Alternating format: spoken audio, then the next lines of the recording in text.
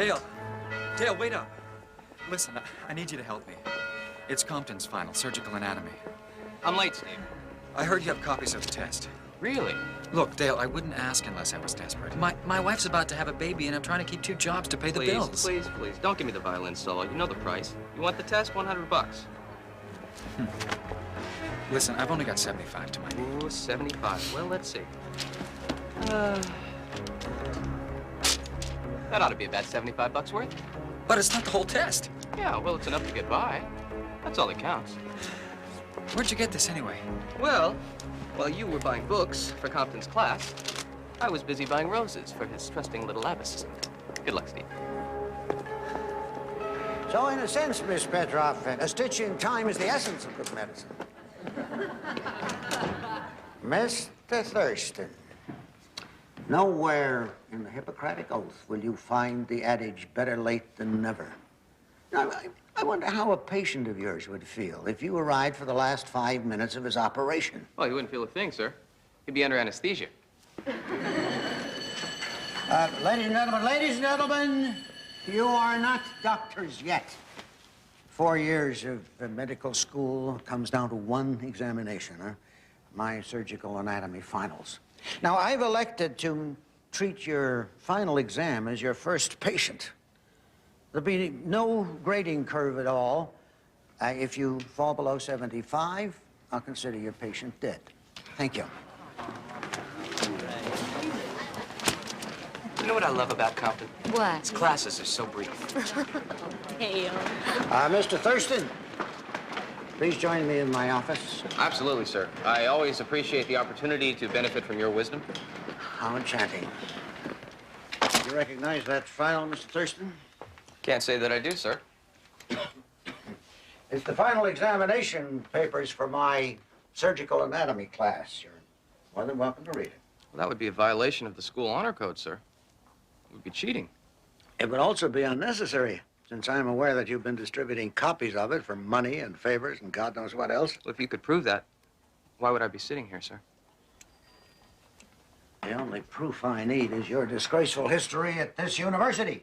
You have bluffed and bullied and lied your way through the past 4 years, and I'm sick to death of it. Sick to death of you. Well, I'm sick to death of you, too, sir. So we'll both be happy when I graduate, won't we? Well, I wouldn't get ahead of myself if I were you. You first have to pass surgical anatomy. And I have a news flash for you. Instead of receiving that all too familiar written test, you will be given an oral examination by me personally. You can't do that. Mr. Thurston, I am the Dean of Medicine, a coveted position at this university. In addition to my outrageous salary, I make the rules. I can do anything I want. Now, you know why I'm going to fail you? Because you hate my guts. No, Mr. Thurston. It's because I love life, other people's lives. I came into this profession to prolong that precious alchemy. You did not. And I wouldn't sleep at nights if I knew that those unskilled hands of yours were going to work on that life's blood. That is a very noble speech, sir. How long have you been rehearsing it? Since my first med class? Oh, I've seen smart boys come and go for 30 years, but you're more than that, Mr. Thurston. You're dangerous, and you will not be leaving these halls as a doctor. Dale, what happened? Compton thinks he's going to fail me. He's got it all worked out. This time it's personal, Mary. Oh, I can't believe you do that. Not now. You're too close to becoming a doctor. I don't care about becoming a doctor. If I don't pass that test, I'm not a cool $1 million. What are you talking about? I am talking about family obsession. I never told you this, but my grandfather made a fortune in the steel business. He had this idiotic idea that he wanted his family to become respectable. So he left me $1 million in inheritance. What? On the condition that I become the doctor, the mild-mannered man of medicine, the gentle practitioner of remedies that he never became. I could care less if I ever treat a single patient, but I can't live without that money. You don't mean that. You're just upset right now. You are going to become a fine doctor someday. And you're going to get your inheritance, too. Yeah? How? You're going to pass that test. Look, if you've got an idea, I'd love to hear it, because right now the old pro is fresh out. Well, it is simple. You are going to spend every minute in the library from now until the exam. You mean study? Yes, don't make it sound like such a revelation. I'll tutor you. I will. I'll spend every waking moment at your side. And every sleeping moment? Do you want to pass or make a pass? I promise to study.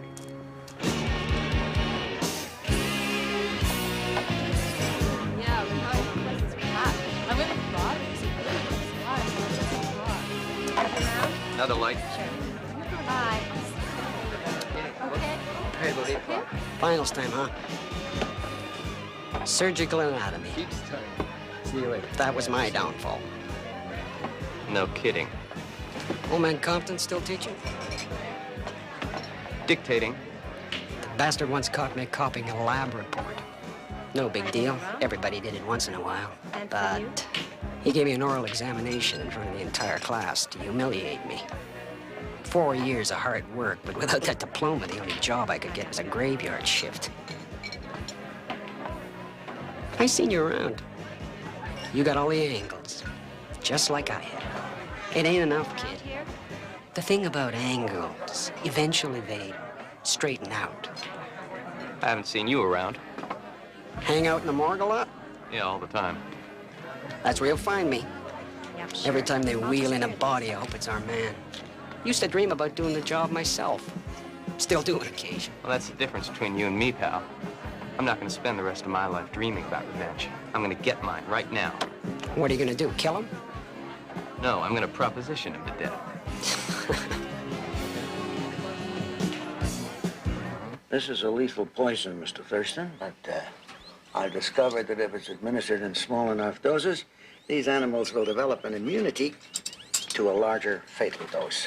Feeding death with death itself, huh? That's ably put. You still contain surprises for me. What a pity your immorality won the race with your brain. You have no interest in my experiments, so what do I owe this visit? Well, I'd like to make a contribution to your research. Very generous of you, Mr. Thurston, but regrettably, I don't have a cage large enough to house you. I am making you a very serious business proposition here, Dean Compton. You let me pass surgical anatomy, and I'll give you $100,000. Huh? The Compton Foundation Fund for your every scientific whim? Every time I see you, Mr. Thurston, I think of all the things money can't buy. I spend my whole life trying to make better human beings. And a good doctor doesn't do that for money. He does it for the love of life. And you understand that? If you fail me, I'll just transfer to another school. I doubt that, because I am going to have you expelled for attempting to bribe me. I've been expecting it. I'm only sorry you didn't disappoint me.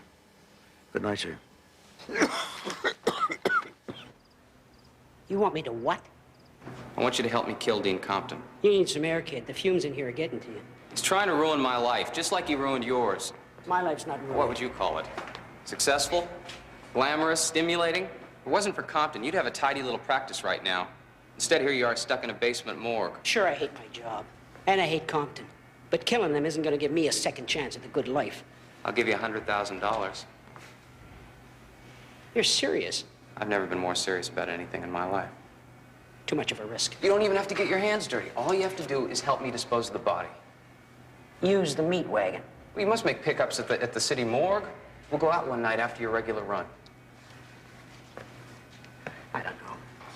You'll have more than a fortune. You'll be able to pay Compton back for every humiliation you ever suffered at his hands. And I know what they are, believe me. I know. I'd want the money up front. I won't have it until after I graduate. Forget it. You're gonna have to trust me. I'm good for the money. I'll give you my car as collateral. What is it? It's a Mercedes. It's worth about 60 grand. Pretty good for a college kid. So my dad loaned me a couple of bucks. Come on. What do you say? And all I have to do is drive the meat wagon. That's all.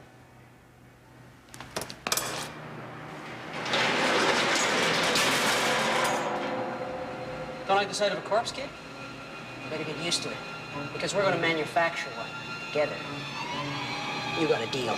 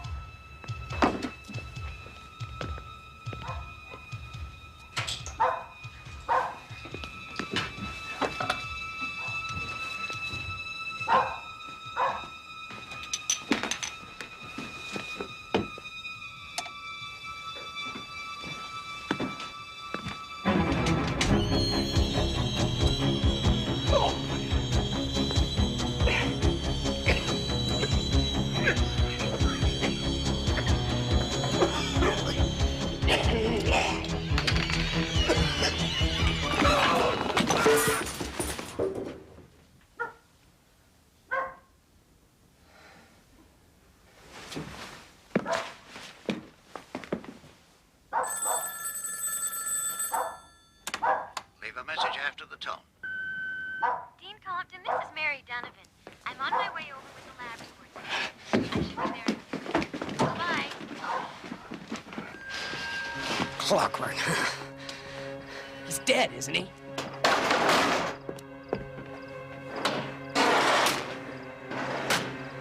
Who's that? His wife? It's my girlfriend. What are you pulling here? Nothing. She's his lab assistant. Get in the back. With the bodies? They won't mind. I'll drive. You get them ready. Great. Dean Compton. Dean Compton, are you there? Hello?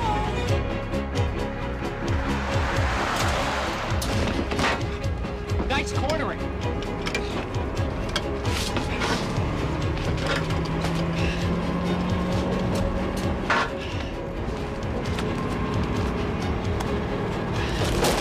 Hurry up, we're almost there. Just drive.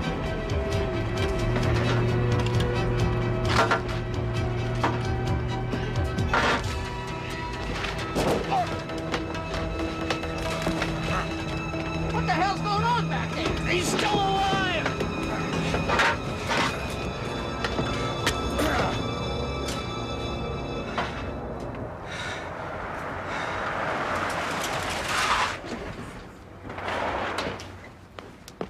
Come on, hurry up! You idiot. Didn't even check his pulse. I looked at his pulse. He looked dead, for God's sake. Great diagnostic skill. If anyone ever asks if there's a doctor in the house, don't answer. Keep an eye out for I dump the bomb.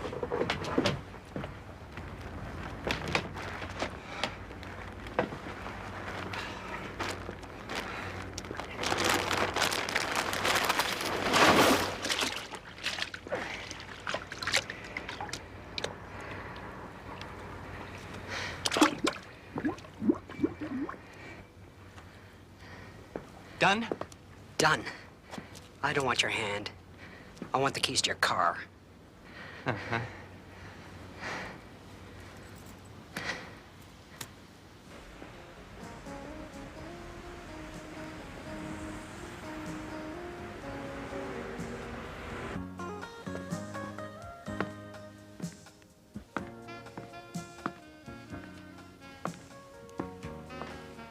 Hello? It's Dr. Dale making a house call. You scared me. Congratulate me, Mary. Why? Oh, I got a million reasons. Hmm. Well, almost a million. But tonight, we are going to celebrate. Oh, I'm sorry, Dale, not now. What's the matter? Well, Dean Compton asked me to drop some lab reports off tonight, but when I went to his house, he wasn't there. Well, maybe he forgot. No, he wouldn't forget. No, I went to his house, his lights were on, his front door was wide open, his dog was barking like crazy, and there was blood on the hall carpet. Are you sure it was blood? Well, I can't be sure, but I called the police. What?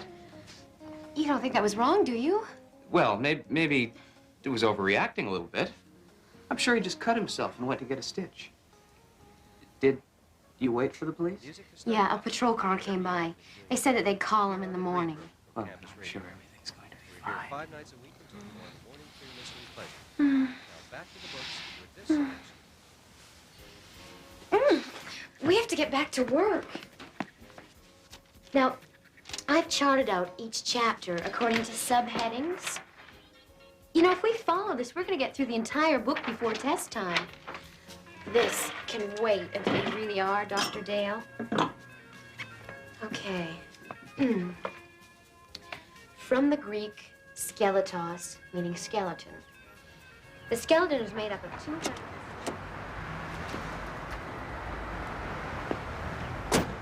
Thank you. Excuse me. Excuse me. Thank you. Ah, right in its usual spot. Spare set, Hank. I have to borrow those wheels from you for a while. You call the cops, you take the fall, too. Angles, pal. Bet you forgot.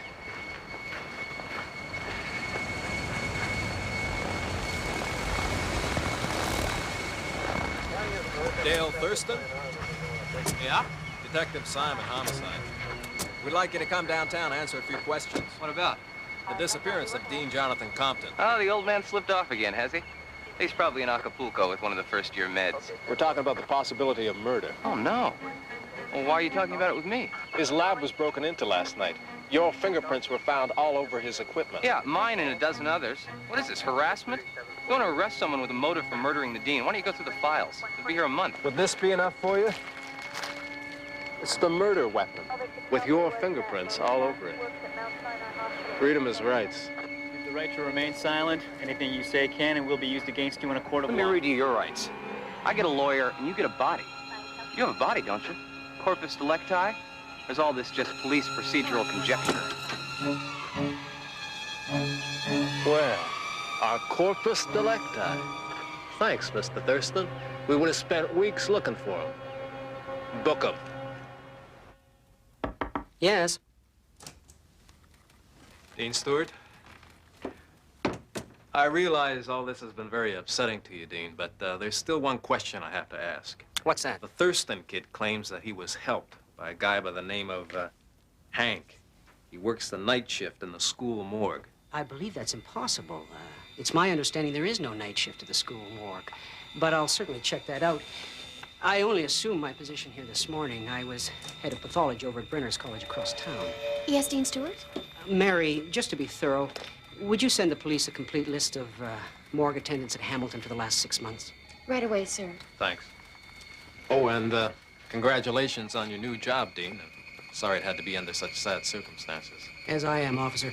Dean Compton was an old friend. We did it. No questions about your appointment? I've been in line for this job for the last 2 years, when the old man retired, whenever that was going to be. Strictly business, Dean. My appointment? You will be the new resident surgeon at Brenner's College by next Monday. At least, let me buy you a glass of champagne tonight. Oh, you're free tonight? I have all the time in the world, now that I don't have to follow Thurston over the campus. Well, I'll have champagne chilling at my place. Oh, I guess that's the last we'll be seeing of the dean. Oh, I wouldn't count on that, Mary. He's my guest cadaver in surgical anatomy department. Oh, isn't it just like him to donate his body to science? Goodbye, Dr. Dale.